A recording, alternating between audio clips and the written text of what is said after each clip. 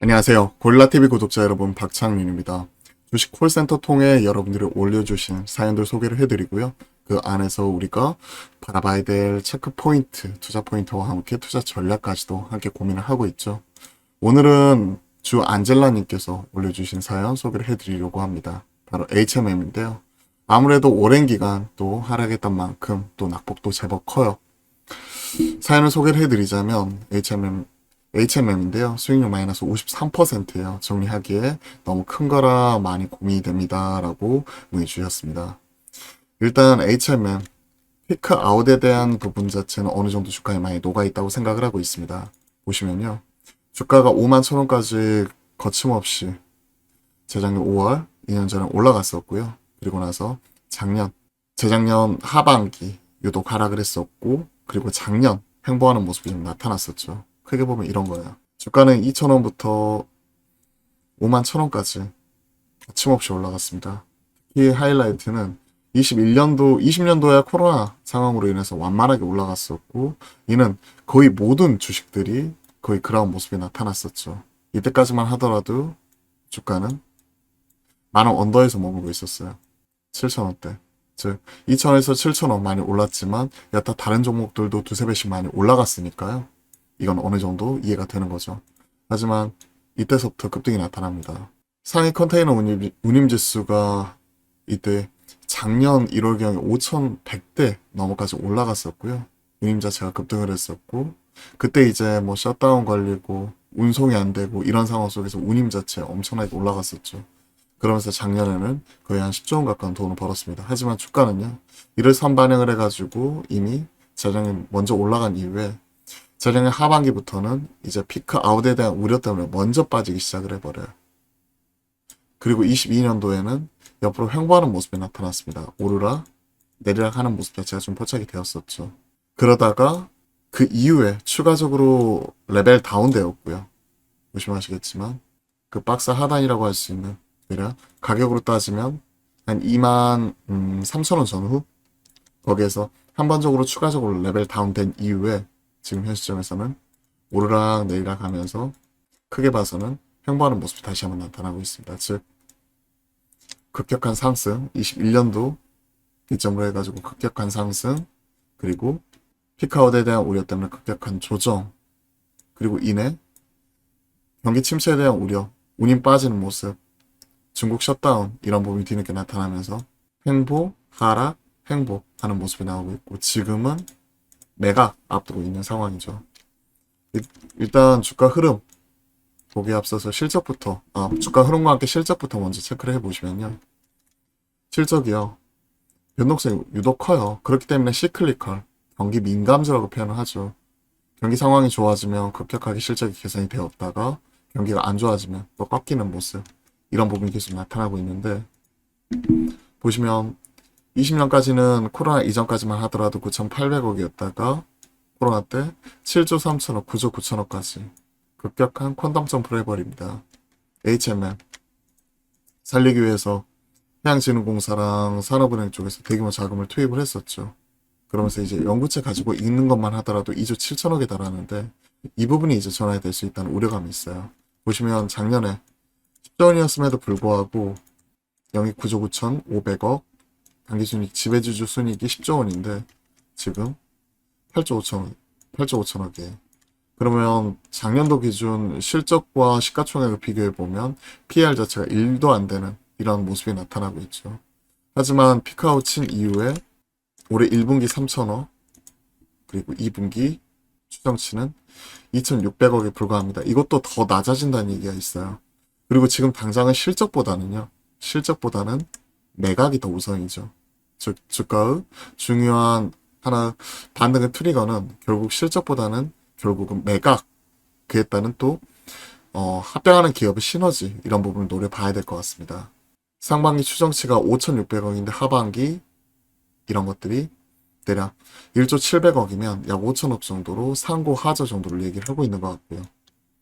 여타 경기 민감주나 이런 쪽은 하반기 경기 개선에 대한 기대감, 셧다운, 중국 이런 부분이 어느 정도 마무리되고 정상화됨에 따라서 회복 기대감 이런 부분이 있는데도 오히려 상반기보다 하반기 부진 이런 부분을 보고 있고요. 최근에 나와 있는 2분기 추정치 이런 부분도 좀 낮아지는 모습이 좀 약점이에요. 일단 지금 가지고 있는 비중이 50%예요. 50%. 주 안젤라님께서 수익률이 마이너스 53%이기 때문에 지금 대략 러프하게 오늘 추가적으로 좀 120원 정도 더 밀렸고 17,500원 정도 이런 것들 생각을 해보면 저희가 샀던 가격은 대략 한 3만원대 중반입니다. 35,000원 넘어서 36,000원 정도 되는 거죠. 그렇기 때문에 지금은 매각 이후에 주가 탄력 자체가 좀 강하게 올라오면서 좀 팔자를 노려봐야 될 것 같습니다. 비중은 모르겠지만 비중이나 평단 이런 것들을 정확하게 올려주시지 않고 평단은 추정을 해봤지만 한 3만원대 중반이고요. 그리고 비중 그렇게 높지 않았으면 좋겠네요. 지금 팔지도 못하는 상황이니까 만약에 비중이 높은 상황이라면 추가적으로 물타기는 금물이고요. 자, 뉴스를 좀 살펴보겠습니다. 5조 원대 전후 전쟁 얘기를 하고 있죠. 매각 공고 약 일주일, 그리고 다음 달 21일까지 예비 입찰 접수받고 이후에 적격 인수 후보 추려가지고 우선 협상자 대상 지위를 부여를 한 다음에 실사 그리고 본입찰 진행 그리고 연내 매각 마무리 얘기를 하고 있죠. 산업은행과 해양진흥공사, 해진공 시총은 8조 5천억대, 몸집이 크고 코스피 상장사다. 전체 주식의 약 40% 3조 5천억 정도를 매입을 해야 되고 그리고 연구체도 약 1조 6,800억, 1조 7천억이기 때문에 대략 한 5조 원대까지도 거론을 하고 있고요. 그리고 지금 이 연구체도 지금 추가적으로 이와 관련되어 가지고 1조 지금 7천억이 아니라 2조 7천억 얘기를 하고 있어요. 사실은 1조 원대는 하반기 전환이고 그리고 1조 7천억 정도가 더 남았기 때문에 추가적인 오버행에 대한 부담감 이런 부분이 있다는 거죠. 지금 보면 SN그룹이 가장 먼저 참전을 했고요. 그리고 동원산업, 글로벌세아, LX그룹 다수 기업들이 참전을 했기 때문에 매각에 대한 기대감 이런 부분이 반전을 좀 이렇게 내야 되는 상황이고요. 이런 뉴스가 나올 때마다 한 번씩 올라갔다 빠지고 이러거든요. 결국은 다음 달 21일 날 뚜껑을 열어봐야 되기 때문에 일단은 좀 지켜보면서 홀딩 해야 될 거라고 생각을 하고 있습니다. 해상 운임은 두 달 만에 다시 한번 천선 올라오면서 다시 한번 어느 정도는 좀 회복을 하려는 모습이기 때문에 하반기 개선, 실적 개선 좀 더 나올 수 있는 거고요. 결국은 매각과 이게 관건이 될 수가 있는 거겠죠. 자, 관련 내용 한번 정리 한번 해볼게요. 숫자를 좀 많이 말씀을 드렸던 종목이고요. HMM. 아마 주식 비중이 지금 현재 비중은 알 수 없고 지금은 수익률은 마이너스 53% 정도이기 때문에 한 3만원대 중반 이렇게 보고 있고 그리고 정리하기에 너무 큰 거라 많이 고민이 됩니다. 라고 하시는데 비중이 그렇게 크지 않았으면 좋겠어요. 사실 수익률은요. 내가 전체에 차지하는 포트에 차지하는 비중 1%인데 이게 뭐 예를 들어서 상장 폐지돼 가지고요. 아예 100%다 손실이라고 하더라도 뭐 장에서 팔 수 있으면 좋지만 상폐가 되는 경우에 장에서 팔기도 어렵죠. 그러니까 가치를 0이라고 얘기했을 때 만약에 마이너스 100%라고 하더라도 전체 포트에서 차지하는 비중 이런 것들 생각을 해보면 마이너스 1%에 불과해요. 그렇기 때문에 비중이 정말 중요합니다. 수익률, 여러분들은 수익률만을 보시는데요. 수익률도 수익률이지만 결국 비중이 중요한 거죠. 예를 들어서 한 종목이 90%고 나머지 다른 종목들이 다 10%예요. 나머지 다 10종목이 10% 그리고 한 종목이 90%.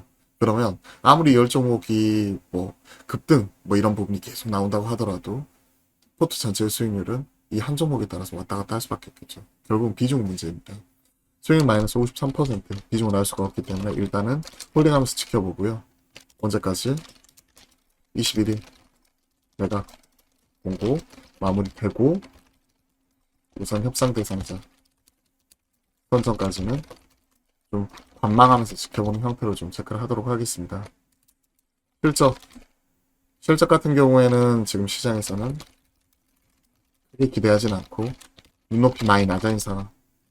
하지만 해운 운임지수 상해 컨테이너 운임지수 SCFI죠. 지금 이달 만에 돌파 좀 개선이 되는지 여부를 좀 점검해 봐야 될 것 같고요. 결국은 문제가 되는 건 매각 이후에 나타나게 될 오버행에 대한 부담감 1조 원대 연구체 주식전환 이 부분이기 때문에 좀 넘어야 될 산은 좀 많다고 생각을 합니다. 그렇기 때문에 이런 오버행에 대한 부담감 얘기 나오기 전까지 우선 빨리 매각이라든지 이런 부분이 좀 마무리돼야 될 것 같고, 경영권 프리미엄을 좀 세게 받아가지고 높은 가격에 매각이 되고, 또 좋은 기업으로 매각이 돼가지고 또 이와 관련된 사업 시너지 기대감 이런 부분이 나왔었을 때 또 급등하는 케이스도 왕왕 있기 때문에 그 부분을 좀 체크를 해보도록 할게요. 어, 대한전선이 딱 그랬거든요. 대한전선이 호방그룹으로 인수된 이후에요. 이때 이상 급등이 나와버렸어요. 21년 후반적으로 넘어갔죠. 그리고 나서 이렇게 급등이 나와버렸습니다. 사실 번호단이 크게 변화하거나 그렇다기보다는요. 매각이었었거든요.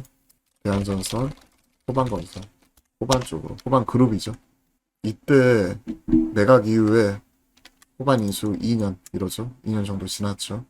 호반 그룹과 시너지 강화 뭐 이거 나왔고 지금 매각이 된 지 2년이 되었었고 보시면 21년 5월 18일 날 호반 산업이 대한전선 지분 40%에 들어왔고 최대 주주 등극인데요.